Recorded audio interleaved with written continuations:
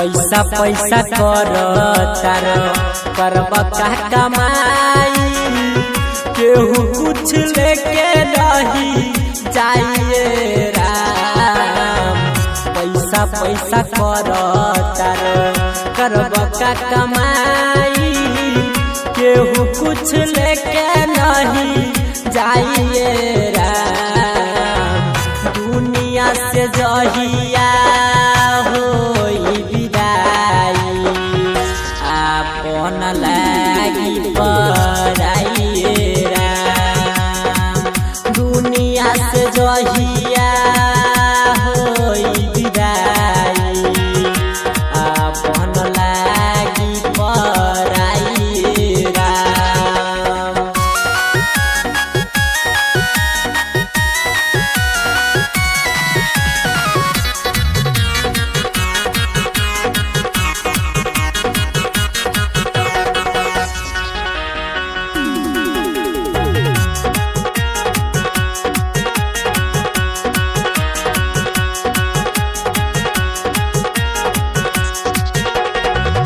महलया टारी तू लेब केतन कीन हो तब नसीब होई बीता भर जमीन हो।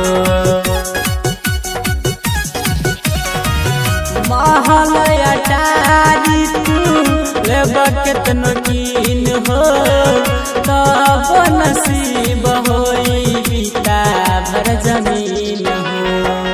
माटी के शरीरिया माटिए में जाई अंश अकेले उड़ जाइए राम।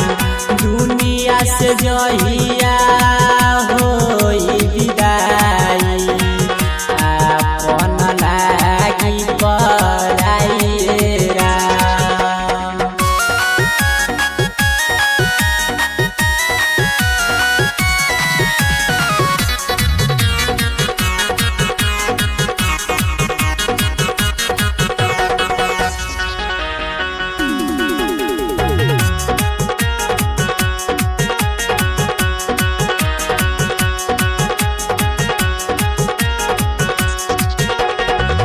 ना घर तेरा ना घर मेरा इता भाई तू दिन के डेरा।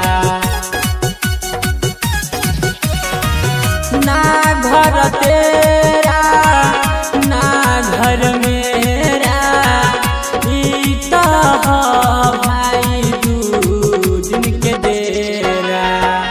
कहत कबीर सुनो भाई साधु रमन जी गाई के दोहराइए